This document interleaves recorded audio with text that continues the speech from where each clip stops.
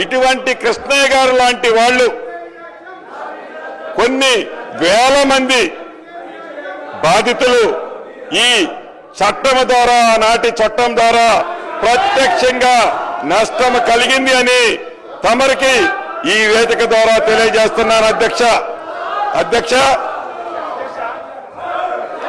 మనం చిన్నప్పుడు చదువుకున్నాం. ఒక పిట్ట కథ మీకు చెప్పాల్సిన అవసరం ఉంది అధ్యక్ష. 2 పిల్లులు రొట్టె కథ ఈ ధరణిలో ఉంది. ఏదైతే 2 పిల్లుల మధ్య ఒక రొట్టె కథ గ్రామీణ ప్రాంతాల్లో కథలుగా చెప్పుకుంటారు అధ్యక్ష. ఆ కథ ఏంటంటే, ఒక రొట్టె ముక్క, 2 రొట్టె ముక్కలు ఉంటాయి అధ్యక్ష. ఆ రొట్టె ముక్కలో ఒక పిల్లి ఆ సైజ్ ఎక్కువ ఉందని, ఇంకొక పిల్లి ఈ సైజ్ ఎక్కువ ఉందని కోతి పంచాయతీ చేస్తుంది అధ్యక్ష.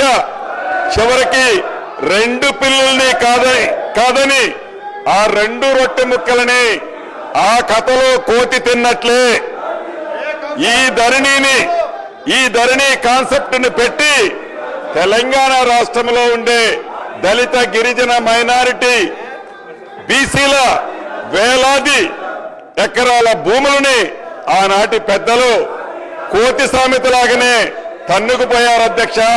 ఈ ధరణిని పెట్టి అదే రకంగా ఇటు రాష్ట్రంలో అటు దేశంలో 2014 ముందు కాంగ్రెస్ ప్రభుత్వం తీసుకొచ్చిన రెవెన్యూ చట్టాలు, సంస్కరణలు అని ఇక్కడ చెప్పాలి. అడుగుజాడల్లో అధ్యక్ష, ఇది ఏమి సంస్కృతి అధ్యక్ష?